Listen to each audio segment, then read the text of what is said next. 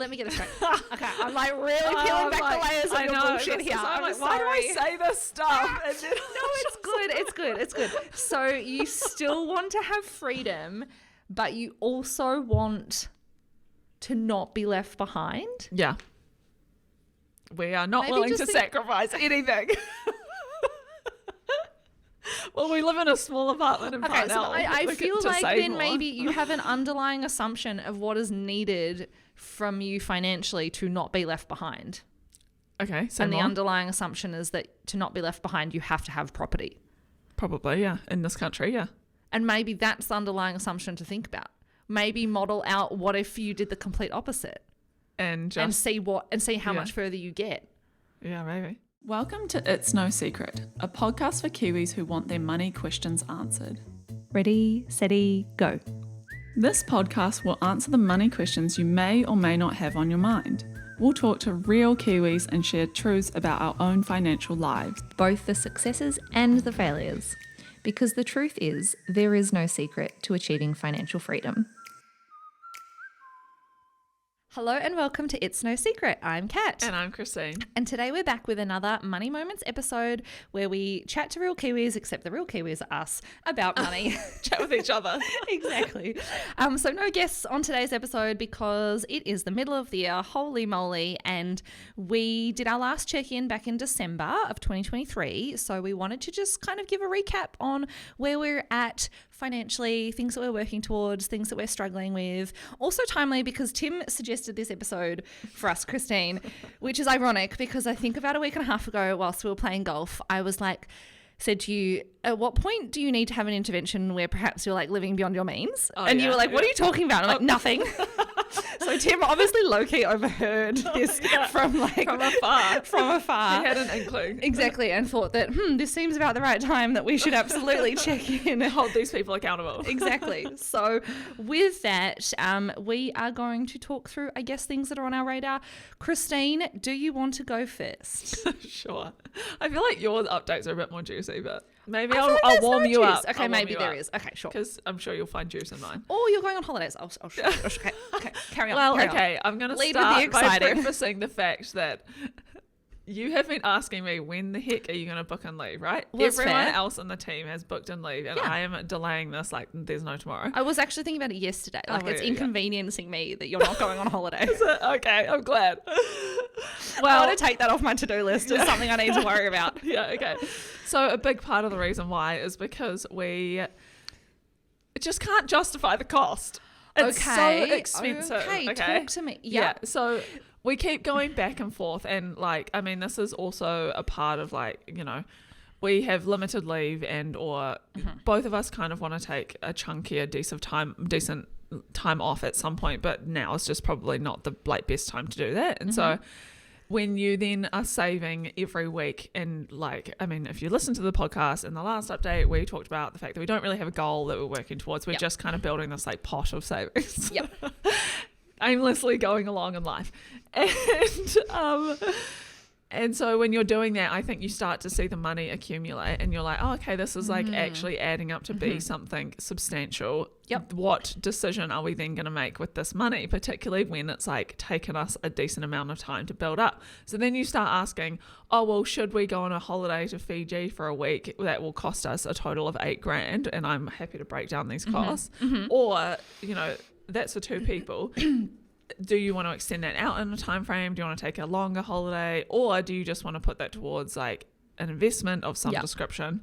So I thought that I would break down what we've been weighing up in terms of our holiday options and the exact figures that we're kind of budgeting for all of them. Is this for a week? Yeah. Well, okay, 7 nights. So yeah, I want to go for like 10 days to 2 weeks, but for the sake of trying to like put some parameters around it, we're like, let's just start with how much would 1 week cost and then go from there. Because so the locations that we weighed up based on. Can I ask a quick question beforehand? Yes. What's your weekly rent? $600 plus $60 a utility. We don't pay for water either. Okay, great. Oh yeah, we didn't add Carry that on. in. That's a good point. No. Oh, actually, no. Okay. Well, because we had someone. Yeah. Well, I'm not thinking about the cost. I'm thinking about you're undervaluing how much you otherwise just spend to live in your day to day. A week in your life. Oh yeah. Okay. Sure. We'll come back to Right? that later. Yeah. Okay. So Fiji, Yes, how much will this cost you? Is accommodation is going to be, I tried to find one that was beachfront because Yep. we want to be more private. It would be $400 per night, a total of $2,818. Flights before they went on sale, thank you Air New Zealand, were $1,800 for 2 people return. Food we budgeted at $120 each per day, which is a total of $1,680. Car hire, because you need a car to get around, is $2,100, and then activities we put $2,100. Yep. So the total was $8,430. So in comparison, Bora Bora, because staying on the Why top of not? islands, accommodation was slightly lower because you have to downgrade. You're not in a hut on the Right. beautiful Okay. thing. Sure. Is $260 per night, so it's That's so cheap. It is, quite. It's a lot cheaper than I expected for Yeah. Bora Bora in particular, and also I definitely expected it to be more expensive than Fiji. Yeah. And I mean, it's probably all relative to where it is and the location and stuff, but I definitely tried to find a cheaper option. Yeah. Flights were expensive, $2,100 return for 2 people. Food is the same. Car hire and activities is $2,100, so slightly lower as well. And we don't really imagine that we'd be going many places. It would be lying on the beach. Yeah. So total was $7,800. Nice. But then, okay, this is outrageous. Going to the South Island to Queenstown is almost on par with going to those other 2 places. So accommodation at $290 per night, and that was this nice hut. Oh, not hut. Nice accommodation, kind of off the grid. It wasn't, shitty, Yep. basically. Yep. Sorry, It's not a excuse my hostel. language. Yeah. Yep. Flights was $1,700 return. Food, we did the same. Car hire was $712. Activities, because we wanted to do a day at Cadrona and drive around, that kind of thing. If we did $1,400, but I would almost say that's conservative. And the total then added up to be $8,196 for a week. Yep. And then I was like, look, how much would it cost? Well, actually, this is an outlier. How much would it cost for us to go to Europe for 3 weeks? Because you can't go to Europe and spend a week there. Or you can, but it's very expensive. It's going to be too hard. Yeah. Flights alone, when I looked from Auckland to Rome, were $5,000. $5,300 for 2 people economy return. That's not bad. Yeah. Yeah. Okay. I mean, but it is the cost of I don't know, feels expensive. Accommodation for 3 weeks is $3,600. Food we put the same, even though I imagine it'd be slightly more expensive. And then car rental was $3,500, and I hadn't included activities because I just didn't get that far. Yeah. Total was $13,864. Yeah. And then we were like, look, how much would it cost if we just didn't go anywhere and we just went to the Hawke's Bay or went to New Plymouth or something, Yeah. Because then you don't have to hire a car. You don't have to. I mean, you pay for gas, obviously, but we roughly kind of thought it would be around $2,000 for the week at $280 per night.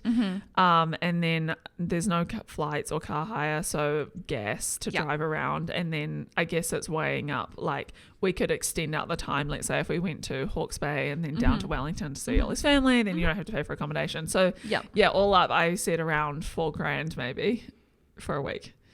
So outside of this, and I'm going to address the thing about how much would it cost to exist in Auckland, we had also talked to a friend about potentially house sitting and paying us, basically covering the cost of our rent while we were on holiday. Yeah. So that, because it just works that they would be in town at the same then. time. And so we would give them a discounted kind of rent, maybe $500 a week or something like that.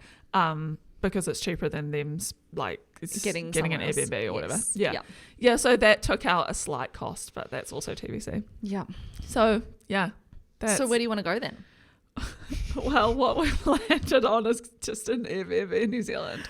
Really? Yeah. And okay, so the reason why is because we have a shared list of other things that we want to buy and things that are investing in a house. For example, I want to do some stuff at the face place, which is it's not Botox, but it's expensive. Other stuff like that. That I just keep procrastinating because of the cost. And so then now, so will you end up spending, you think, Probably around the same amount, yeah. That you would, like the $8,000-ish mark, which is pretty much where they all kind of come to, but obviously Europe. But let's say you'll end up spending the extra $4,000 on stuff you guys want to do. Yeah, pretty much. What's Ollie going to do? I don't believe that he's spending any of that money. No, he had something else that he wanted to do at the face place. How much would it cost him? Or how much? And like clothes budget. And it's literally like in place of going travel, he's going to revamp his like wardrobe. Oh, fun. That's nice. So it's like, it's just a different kind of bucket. See, in my mind, I'm like, why not do both? Anyway. Well, yeah, I know. Just an enabler, but it's fine. Well, yeah, so like, I think it's more the time frame. Like, doing that now versus we'd plan to do that regardless later. Yep. And so it's like chunking it rather than spreading it out, you know? Yeah. That's how we're justifying it anyway. Yeah. Do you feel like your week in New Zealand will be relaxing? Well, I've done a lot of soul searching about why do I need a holiday? What do you mean? You just don't even need to soul search. It's like everybody needs a holiday. Oh no, okay. So, but there's different types of holidays. You know, like true. You know. But it's coming into winter. It's going to be cold in New Zealand. Yeah, I know. Yes, I know. But you know how there's I'm the mad saying about this. you want like you need like a holiday from your holiday. Yes. Yeah. So I want like a relaxing, do nothing holiday. Yep. And Fiji sounds perfect. I know, that's why I've chosen those two places. But also, I think I know that having some form of like active movement and, you know, exercise would probably be better for me rather than just lying flat on a beach. Yeah. And so Go to a health retreat. They're so expensive. Don't worry, I've looked at all of those too. Okay, cool. Okay. They're like, the Aroha in Wanaka or whatever is like, I think it's $10,000 for a week. I was like, holy moly. I'm not surprised. Yeah. I'm not surprised. Yeah. So I guess a few things, if it makes you feel any better. Yeah. Like the South Island holiday being so expensive really doesn't surprise me on the basis that like the main thing there is accommodation is pretty much the same price.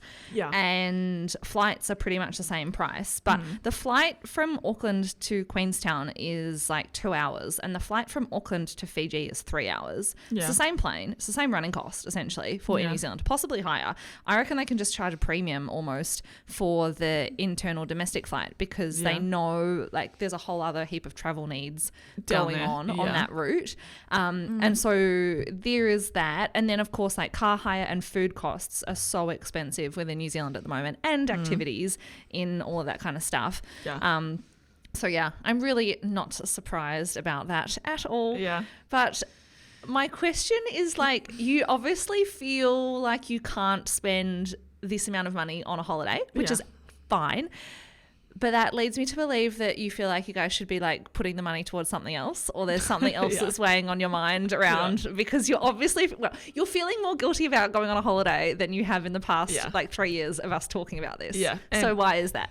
A bunch of reasons because so I think historically like when I was growing in my like early 20s I did spend a lot of money on travel and I think I did it in a way that wasn't really, it was very frivolous and not like I look back and I'm like just a lot of regret maybe. Why? Because I just don't know if I enjoyed it as much as I thought that I would. And I think had I had that amount of money now, I think I would have done the travel completely differently. But I mean, like you can say that about everything, right? Yeah. It's constant, like the hindsight's a great thing. Exactly. But also I think deep down Ollie and I are feeling like terrified that we're financially going to be left behind. From who? Or I don't know, our own comparison and our own like we don't own a home and I know that we've obviously advocated for that, you know, in other ways, but I think when you see all your friends buying houses and are all your friends buying houses? A lot of them, yes. How many have actually bought houses in the past 12 months? Not but earlier, like all of Ollie's friends already own houses and you know, how long ago are we talking though? Like pre-COVID. Yeah, it's a different time. Yeah, I mean, not if you look at all the listings, they're like pre-COVID pricing. Well, yeah, I mean, definitely that, but okay. Well, the interest rates and stuff are completely different. Oh, completely different. Yeah. Servicing requirements are harder. Lending requirements are harder. Yeah. Well, yeah. I mean, we just, I don't know, like it's just a fear that we have and something that we talk about a lot, and therefore, I just find myself every day like window shopping on Trade Me to be like, is now the time? But then, and so we have gone through the exercise of, you know, looking at how much these houses would cost, and then what the impact on our like lifestyle, I guess, would be at the current interest rate, and if that was to increase and stuff. And the reality is that we wouldn't really like we're looking, and we're not actually looking to buy. We're just window shopping. I want to make that clear. But we were looking at the range of between sort of 800,000 and $1 million. Yep. And the difference between taking on that extra $200,000 of debt, that is like us being able to save a couple $100 a week. Right. And so that versus no savings. Yeah. Yep. And so that would take away the fun, basically. Yes. But I think there's, and I'm sure many Kiwis can relate to this, there's a lot of like other intrinsic reasons that you want to. And for me, it's, wanting to have a back lawn and, have your own space and being able to actually like invest in improving it and all that other kind of stuff, which I know is not investment. It's but also costs money. That, so if you don't have any room to move in your budget, exactly, it's not something you can do for a while. Yeah, and so then if we were to buy it $1 million and didn't even have any money to save, it's like, well, then can you afford rates and all sorts of stuff, right? Yes. So I think that's why we probably haven't actually taken the leap to do it, and are more just having a look around. But I think so it's kind of made us be in this holding pattern or like stall between all the decisions, and we're just not making any progress really. It's a real tricky one. I think like we have two friends at the moment that we were having this conversation with on the weekend because, and I guess like leading into our very opposite almost update is like, we have a friend who they have 2 children. They both work professionally now. One of them retrained during COVID, so they were on like one income because one went back to university for a while. And now they're both on 2 incomes and like stable jobs. They have 2 kids that are like well into school, and they've been renting since they've moved in Auckland. They did previously own a home in Christchurch, but they moved up from Christchurch probably like 6 years ago, and they've been renting ever since. And over the whole 6 years, they've obviously looked at buying a house, and now that they're both on 2 incomes and one of them's about to get a pay rise, like a significant pay rise, they're buying a house. Oh, it's exciting. And they're like basically looking through, but the whole chat was they will not be able to do anything. So they had plans at all. And like they had plans around the same time that we're going to Europe to go to Europe for 2 different family weddings. And if they end up buying this house this week, they're going to have to cancel all of that because they won't be able to do anything. And they're basically like, for a family of 4, I think their mortgage is going to be in the realm of like 1.4 million. There is absolutely nothing. And I'm talking about like 2 people that will be on a household income of over $300,000. And so it is that thing of like, that's the trade-off. And for them, it's the lifestyle, like the age that they need to do that because of the age that their kids are at, and they want to have more security. And they've had like 10 years of being able to renting and travel and enjoy and be a bit more like carefree. And they were kind of like, we know we're going to have to readjust, but we're still not looking forward to the readjustment. And then we had another friend who they've also just basically finished their renovations on their house. They had that decision point of like, do we go and buy another bigger house that's, nicely renovated and sell our existing one, or do we take the route of like renovating our house, which is obviously like challenging, but easier in the sense that you're not like competing in a market to buy and and so they ended up doing the renovation piece, and then they are in the time right now of like their mortgage is about to roll off their like 3% interest rate into 7% interest rates. Luke and I have been on 7% for a while, so I'm just like, I'm feeling it. Like, it's all good. Yeah, I'm like, hello, I've been here.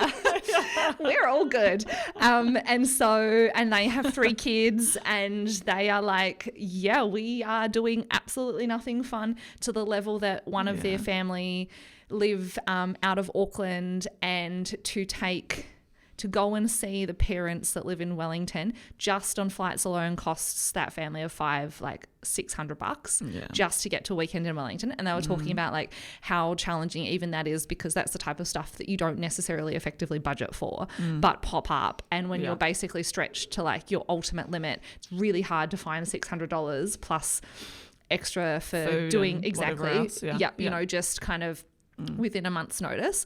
And it was really interesting because then they were like, so Kat, what are you guys doing? I'm like, well, we're going to Europe in like 7 weeks. Because we had the conversation that was really tricky, but we've like firmly committed to now, which is we are very purposefully not going and buying a bigger house, at least until something like material changes in our financial situation so that we have money to do other things. Yep. And I think on face value, it could look really like, wow, they must be doing so well. And it's like, we're doing fine to obviously cover our expenses and stuff, but we're actively taking money out of savings to spend that on holidays. Yeah. I bought an $8,500 painting the other weekend Oh, just fun. for shits and gigs because I really, really wanted it, and we had money in That's savings, exciting. and my husband is an enabler.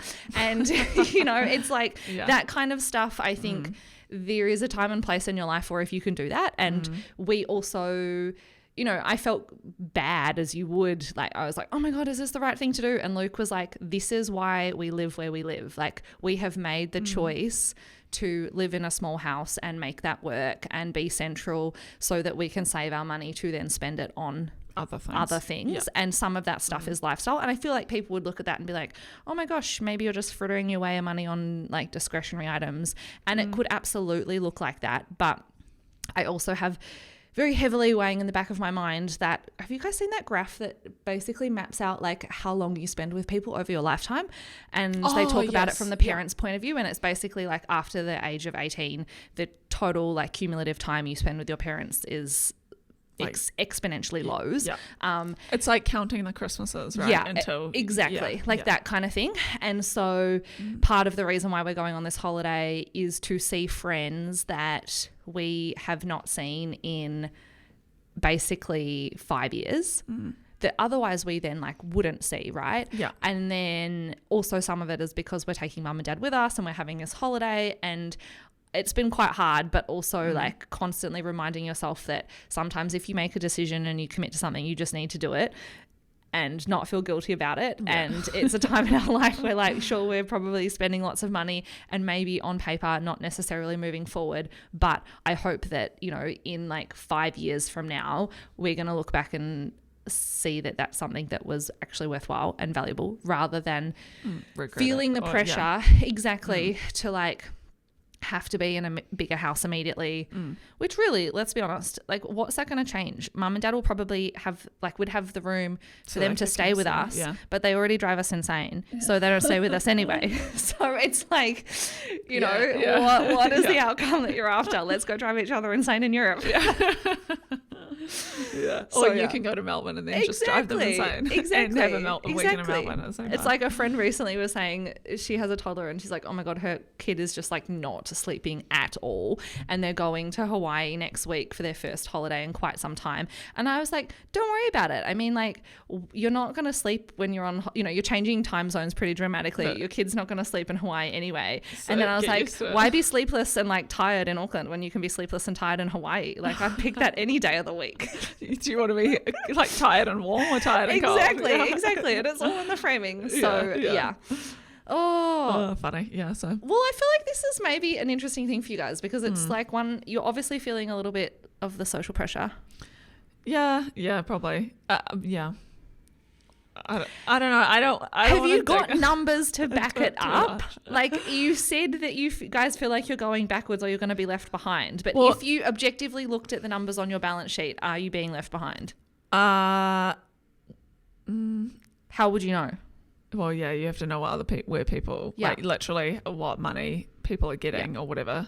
Or have earning you or guys growing or moved something. forward though? We have, yeah. But I also think it's the savings now that we have that we Mm-hmm. can see, like, oh, that's gotten us to like another level of, you know. Yeah. And so now we actually have like a decent chunk of money that could be beyond a 20% deposit on a house, even at Yeah. that, like at an 800,000, you know. And so then you're like, okay, so we could set ourselves up in that way. Yeah. But then, you know, there's also the fear of like, well, do you want to put all your eggs in one basket? And I don't know property, I know other asset, you know, like it's, you just kind of go around in circles. And then, but then you're like, well, a property, is this even an investment or is it a home? You know, like it's all of those things. It's almost like analysis by paralysis. Yep. Paralysis by analysis, sorry. Yeah. Yeah, so. I don't even know if I have any good advice for this I know. scenario. I'm like, oh. I know, I feel know. like, I just feel like I feel though, tired thinking about it. your motivation to buy a house needs to be bigger than fear of being left behind. So, but what is the motivation then for buying a house that it needs to be? Or Well, I don't know. I guess it varies on the person. But if I think about us, I remember so distinctly when our landlord called us to say, I'm going to have to give you guys notice because I'm moving the house, and putting the phone down and being like, oh my God, I want to buy this house off her. This is an amazing opportunity. I love it here. Because you're like DIY opportunity. Cool. Yeah, my mind's just like ticking over in dollar signs. Like I'm just like living my best life. But it was so instant. Yeah. And then we were so motivated to like get together whatever we could to make it work. Yeah. And I don't think that you know what I mean? It's like you need to find your own version of that, and it not be you guys taking an action out of what's essentially a negative, which is that we're potentially going to be left behind. Yeah. Because is that a good motivator? Yeah, maybe. Sometimes fear can be a great motivator. Yeah. It can give you a fire up your ass.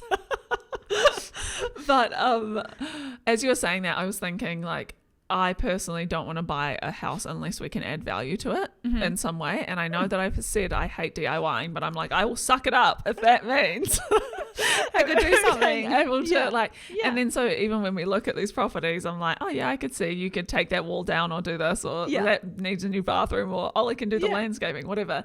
And so I think but that's financially driven because it's like it gives us a project in some way, so it gives us, which is good. Yeah, everyone needs a hobby. Yeah, exactly. But ultimately, it's like trying to add more value, in the long run. Yeah. Yeah. Yeah.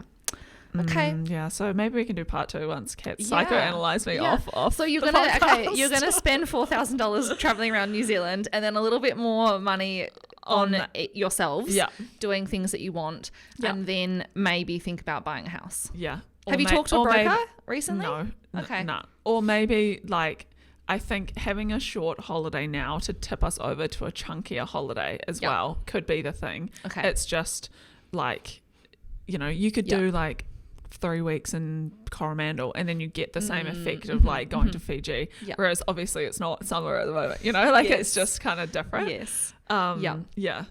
Okay. But the broker thing, I don't know. I think when it actually comes to like, would we buy this house? There was one that I really liked the other day. I was like, oh my God, this is the one. And then you sit down and do the numbers and you're like, no. Why? Just because you realize, I'll see if I can pull up our calculations.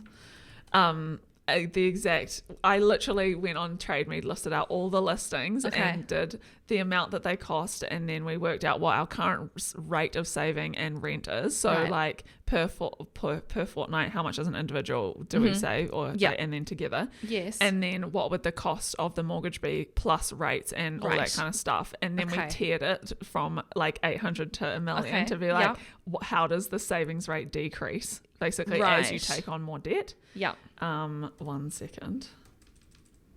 See if I can find it. See, but have you thought about the fact that if you bought a house, your ability to move forward is mostly on the basis of growth in the property market?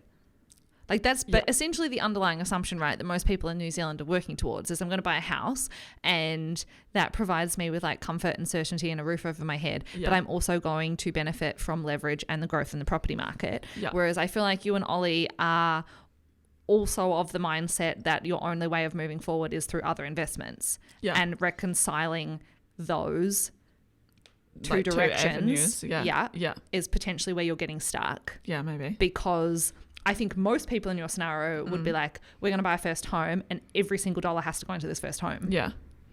Yeah. That wouldn't be the case though with this because we we have the private equity obviously is like a portion of our portfolio, and so that. But every single ongoing dollar, like cash flow dollar. Not entirely. We would still have like an average of so I've got the thing up. It would still be like we could save $250 a week. So it's like not. I mean, it's not a lot obviously relative to the. That's at $970,000 and then 715,000 we could still save 430 per week. And then versus like, but why would you still want to save every week?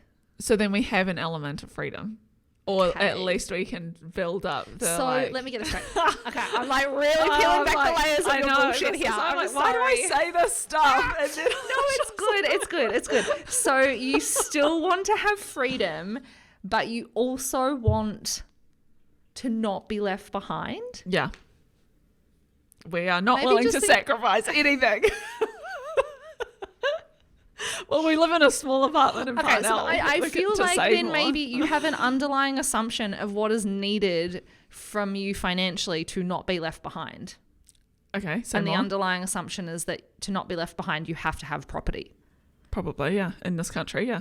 And maybe that's the underlying assumption to think about. Maybe model out what if you did the complete opposite And and just, see how yeah. much further you get, yeah, maybe.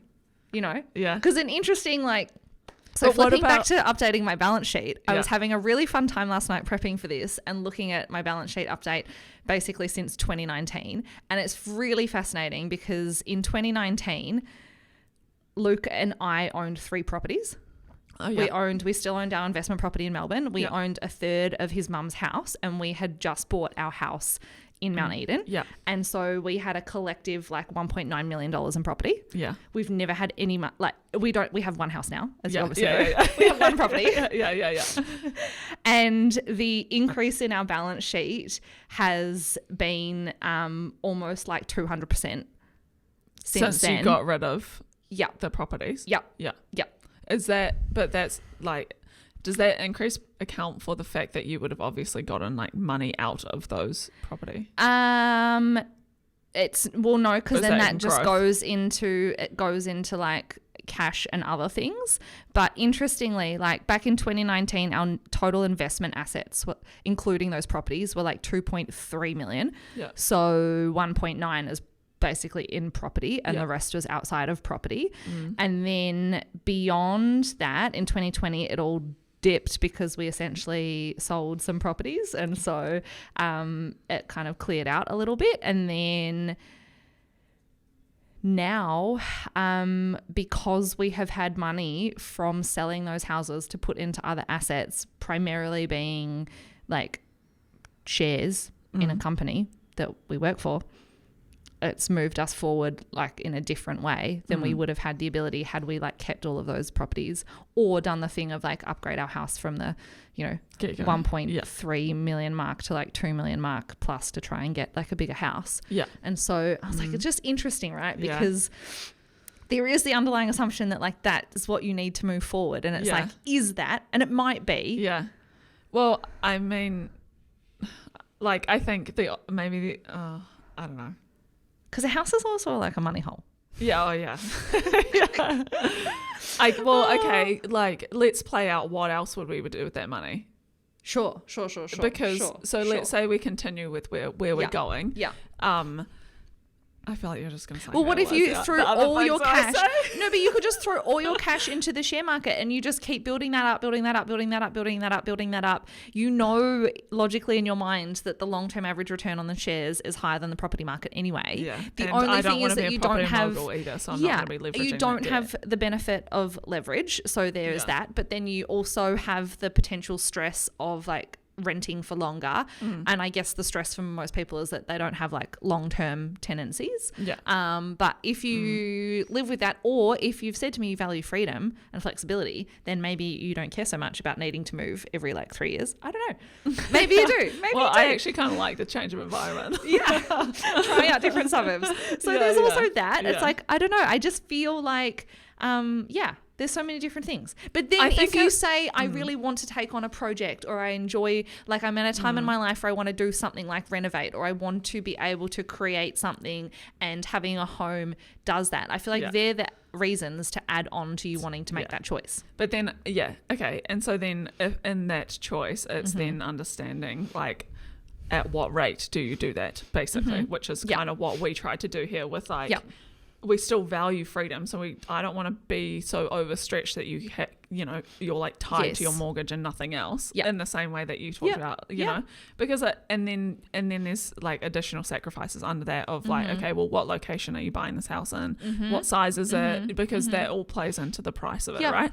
And, Exactly. and therefore, what's the knock-on effect in terms of commute time and all Yeah. that stuff? Yeah. Yeah. So We've also talked to 2 people recently who have shared around the fact that their the area and the type of property in which they live in can also have so much of a like impact on your overall health, sense of well-being, like from a both positive and a negative, right? And it's like that's true. That's Community, where I think exactly, like community or type of property, quality of the property, like the neighborhood, your commute, all that kind of stuff. And I think sometimes you know, if you guys were to say we definitely want a property, but we absolutely have to still have savings capacity, and therefore that, you know, meant you could only look in a pocket of area that didn't give you the comfort of like community. Is that a negative to then having the ability to save some more money? And are you then, you know what I mean? You're going to just spend money on gas to get to the community. Exactly. Or you're like, God, my house is not that relaxing, so I'm going to go to more saunas. And then you're like, well, why don't you just buy a house that is more relaxing? Therefore, you know, and so it is that thing of like, it's so hard though, because I think unless you have a really core driving factor, like you guys are about to immediately have a kid and you feel really panicked and you're like, crap, we have to buy a house. Unless you have something like pushing you to an outcome, you really have like all the choices with you. But then you just have to do, which you guys are, all the like hard thinking to figure it out. So this podcast is like in the middle of the hard thinking. Also not helped by the fact that it's not easy to just like buy in and out of houses. No. Exactly. You know? But the bright line test is changing. So I think it's at end of year or in July or something like that. I'm not 100% sure. So I take a little bit of comfort in that as well, to be like, well, let's say, you know, we bought something and it didn't work and we wanted to keep it, rent it, and like rent somewhere else. Or renovate it and then get rid of it like in a couple of years. Then it's the penalty of doing that is not as high. So Okay. Maybe we'll report back on the progress. So quick question, was this also on the basis that would you guys have to use both your KiwiSavers, or where are we sitting at on that? Oh, good question. Yeah, we would use both our KiwiSavers. Both your KiwiSavers and your investment accounts? Like, and then your cash? No, not all of Ollie's. So I think we have more than a 20% deposit at $1 million. And so it would be just like then deciding how do we split that basically. But we'd definitely be using our KiwiSavers because that's the bulk of it, and then probably all of my investments, which is like in the cash plus fund, so it's not like it's like in growth assets, whereas Ollie's is more in growth, and so then it would be trying to like figure that out. Okay. Oh, what time to be alive? What time to be alive? Yeah, I know. What about you? Well, I mean, core updates. I've kind of already talked about a few. We're just in a period of time where we are spending money purposefully and enjoyingly. I will call myself out and say that when I was looking at my balance sheet, my lifestyle asset number has increased quite significantly in the past 12 months because, as I've just said, I've bought some artwork and I also bought some jewelry, which we've talked about on a separate app. And I had forgotten that we had bought a share in some whiskey barrels like a few years ago, and I'd actually not included them on the balance sheet, so they're on that. They're under lifestyle assets, people. I'm not pretending like they're actually going to add to value overall. I'm just hoping that they don't like depreciate entirely. So that's that. And then in terms of other stuff, I feel like we're just still in a really simple, boring place of we've got cash savings, we've got our investment account that still has a lot of money in the cash plus fund that we have been making regular withdrawals out of to fund things that we want to do, i.e. buying an artwork or going on holidays. So we're funding our holidays out of the money that's in that like savings investment account. Lily's got her investment account almost $6,000 ticking up, about to turn 2 and got $6,000. Like she works hard. So she's pretty stoked with that. And then we've just got like our KiwiSavers and supers ticking along, which is kind of nice. I feel like I should maybe do a bit of a projection on how much we'll have in a few years on that, but we'll do that. And then obviously our shares in Kernel, and that's really it. And then Luke's got his student loan, which we're really excited about because seems to be going down at like a fast pace. I feel like when we started talking about this on the show, it was $100,000. It's now at 63,000. That's awesome. Which is still very high. I feel like it was higher than your ever starting balance. Starting balance. I know. But I also remember when we first started talking about it, I think it said he was going to be paying that off in like 7 years. And as at last night, based on his current salary, it's projecting to be paid off in 3.5 years. That's so awesome. I know. That's like, I can see it in sight. Also, his current repayment is $19,000 a year. And last night I said to Luke, I was literally almost my whole loan in 1 year. I was like, oh my God, babe, what are we going to do when we have like $19,000 extra money That's so in exciting. 3.5 years' time? So that's quite exciting. And I think we're also just at that time where like Luke's just gotten a pay rise, which is exciting. In New Zealand, redid all their like contracts with the union that he's in. So they kind of like reset all the categorizations, if that makes sense. So he got a $12,000 pay rise, which was lovely for basically doing nothing extra. So he's currently winning the breadwinner race between the two of us, but apparently by only $5,000. So I'm coming for him. Let it be known. You're listening, bosses. Yeah, exactly. But he is also rapidly getting closer to the possibility of being made a captain. So that's based exciting. obviously on your seniority and like the speed at which people are retiring or dying, essentially leaving the airline. So that's happening quite soon. They've got a lot of super senior people, like old people in New Zealand, that basically are reaching their like retirement limits. And so I think, from lots of conversations that he's been having with people, we're hoping that will be in like 2 years, but it could be literally as soon as like 12 months. That's so exciting. And as we've kind of talked about before, that would be like quite a step change in our income, which would be awesome. Yeah. Also then followed not long after by an 20K extra, pay rise. exactly. Yeah. I'm like, hello, retirement. No, but I think this is probably also what is one of those situations where it's like, I don't feel too stressed about the fact that we are spending money from our savings and stuff purposefully to go on holidays. Like I think right now, if we were trying to go on a holiday to Europe that is very expensive, if you've just highlighted like $13,000, $14,000 for two of you. Yeah. So try three for of longer. us, plus for longer. If we were trying to fund that out of just cash flow, that would be quite hard. We probably wouldn't be in the position to do that. So having the ability to fund that out of savings is awesome, and then just put a pause on us needing to do anything like upgrade our house, or we don't have anything else like material that we need to do. It would be lovely to have a bigger house, and I do often look at like my wish list on Trade Me, but then I'm also like, I like my life. I like being able to do nice things right now. And I think also putting in context that we're still very young. Yeah. And Totally. you don't need to like rush into doing certain things. We've had a few other friends recently that have just made that other step of like upgrading their house to like, the 4-bedroom villa, and they're doing that when their kids are like 10. Yeah. And I'm like, our we've got kids 8 2 years. and we've got one of them. Like, we're actually fine. Like, it's not something that, we have to do immediately. We're really comfortable living where we're living. So, Nice. yes, we are doing that. But I will also acknowledge that spending money on holidays right now, I feel like it's just spending money in general, but spending money on holidays is just like a real ick, because the New Zealand exchange rate is absolutely cooking us. Oh, yeah. I true, feel like as well, being on this side of the world, you just have less of a connection to what is happening from a cost point of view with things in other countries. And as an a good point, example, with this like European holiday, when I was looking at the price of accommodation in Amsterdam, I was honestly like so blown away. Like, we thought New York was expensive. Europe is like next level. Yeah.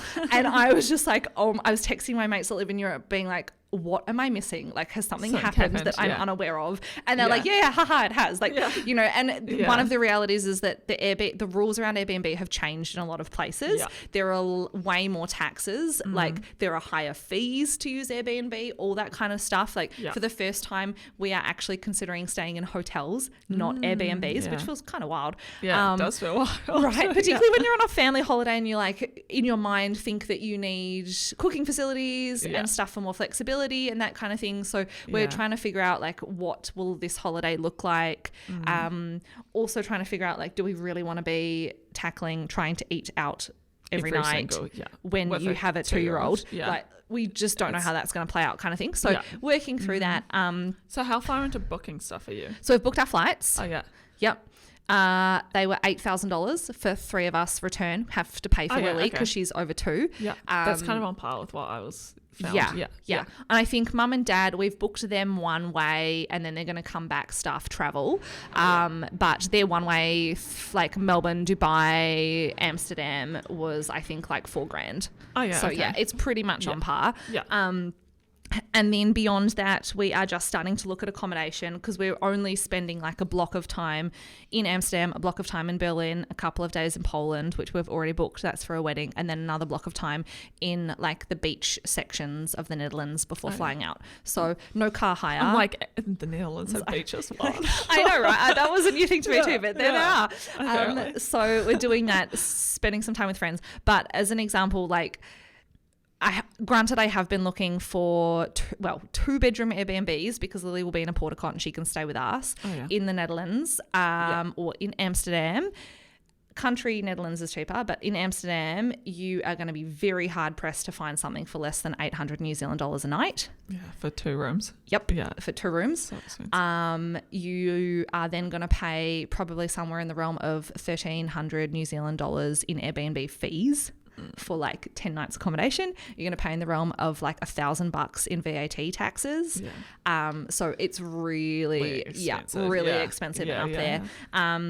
But then I'm also being a little bit frivolous because I haven't mentioned this to you guys yet, but Luke bought me tickets to Taylor Swift. Oh my God, stop. In London. Oh my God, cool. So Luke. Yeah, for Mother's Day. I'm absolutely not going to tell anyone how much they cost because they're on resale prices. And actually this now puts in context. I've seen those interviews that people were doing out the front of the Taylor Swift concerts being like, how much money have you spent to come here? And they were like obscene amounts of money. And I'm like, how? But if you've had to buy your tickets on resale, it's basically like people will just pay whatever. So Jason is one of my best friends. Fun. He lives in Amsterdam. We are going to get the train. We're having basically a like 2-night girls trip to London. He's already told me we're just going to like drink champagne, do our nails and make like Taylor Swift bracelets on the train from Amsterdam to London, go out clubbing when we get to London, wake up in the morning, go to the Taylor Swift concert in our outfits on the Saturday night, and then on Sunday get the train home. So That's cool. It's just the two of us doing that, which is really awesome. And look, if you looked at that in isolation, you'll be like, oh God, that's a lot of money. But again, I've had to put it down to he is someone that lives in Amsterdam. I haven't seen him in 5 years. He's my best friend. Like you have literally very few opportunities to do these things. This is the first time he's ever met Lily, like all that kind of stuff. You know, it's just, you kind of have to sometimes be like, what price are you going to put on that? And there's no point losing tons of sleep over it. Ultimately, we're lucky enough to have the savings to do that. So we will make the savings back. Maybe just not for a while. Nice. But I'm not. Maybe they can come here next time. Yeah, exactly. I feel like after this trip, we probably will need to rein in the holidays for a little bit, but that's fine. So love it. I just wanted to take a U-turn back because I was thinking while you're talking, but also I think I want to take a moment to like acknowledge that something. So a big driver, I think, for the house thing for me is that I have a lot of friends that are being made redundant at the moment. It's literally, I'm hearing it like almost every second day. A new person. I heard about 2 people yesterday. Oh no. Yeah, and one in Wellington and one in Auckland. And do they work in government sectors? Is that it? They're both private. Yeah.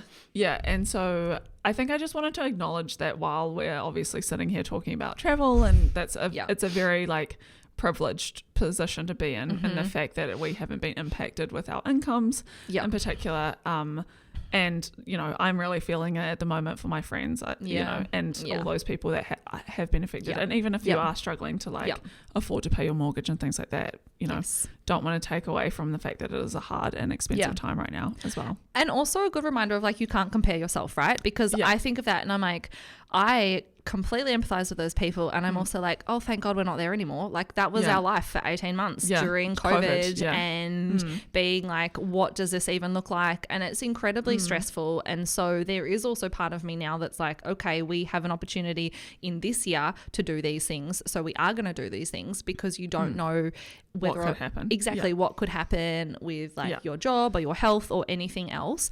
And so you can't take a snapshot in time and look at like this conversation, because had we had this conversation 2 years ago, completely different completely situation. different, and you know, in another couple of years also probably completely different. So and I think I've internalized it to use it. It's coming out as like fear and like I have to hold on to what I have, and are we going to get ahead, and like oh my God, got to do Yep. stuff while you have an income, like Yes. don't want to spend our money on travel if it means that we don't have a buffer. Like Yep. what if that could be us? Yeah. Like all that kind of stuff. So if you're like having survivor's guilt, that's okay too. Because it is real. so Like true. there is such Yeah. a flow on effect, Yeah. I think. Yeah. So Yeah. yeah, be kind to yourself, I think. Exactly. And Yeah. just be understanding of your friends. We talked about that before of like, well, it's kind of the chat we had a little while ago of you can only ask people and let them make the choice. Like maybe don't preemptively make the choice based on what you perceive or think about someone Yeah. else's financial situation. And, if you are trying to be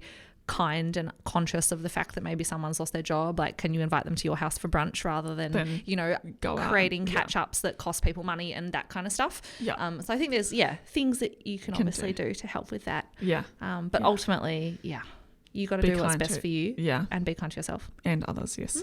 Love it. This has been a long update. Yeah. Sorry. I hope you Apologies. enjoyed. We've really gone Gone rogue. all over the place. Gone all over the place.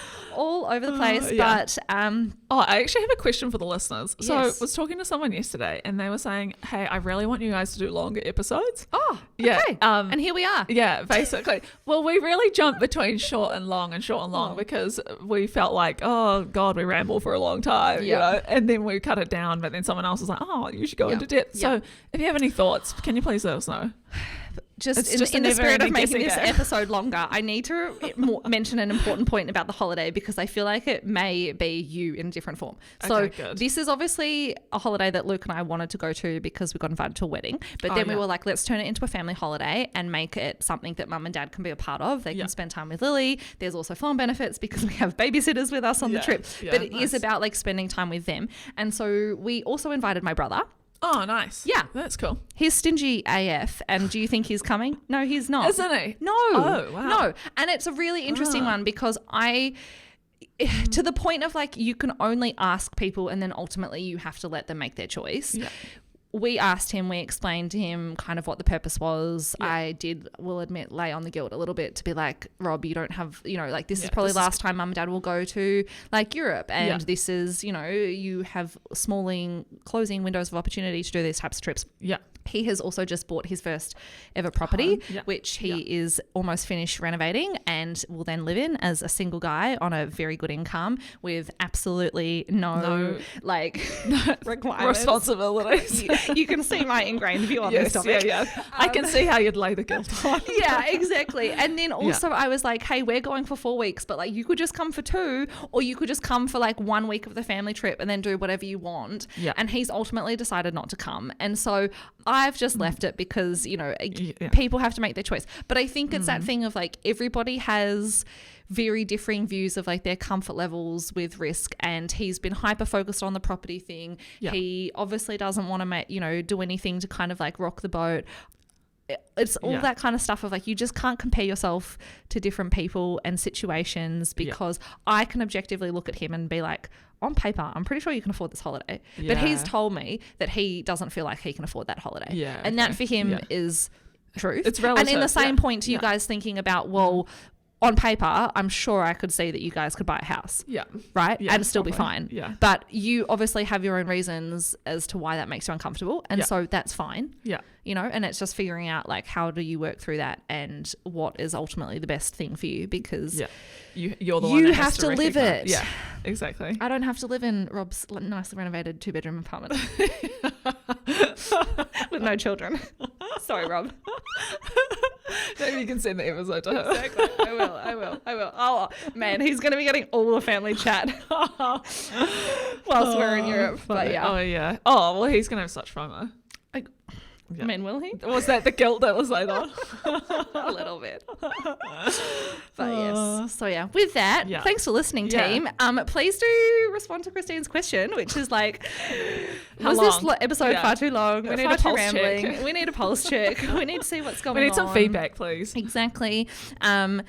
Here's a little, I guess, media update. Let's see at the end of the year if Christine and Ollie have in fact bought a house, if Yeah. Luke is still the highest paid member of the Emerson household, and if Kat and Luke have continued to just spend money on holidays from their savings, or if If they have any savings left. well, actually, we probably won't because we have other things we want to do. Oh, But anyway, okay. updates on that later. end of the year kind of chat. And we will see you next week. Yes. Okay, Bye. bye. Thanks. Bye.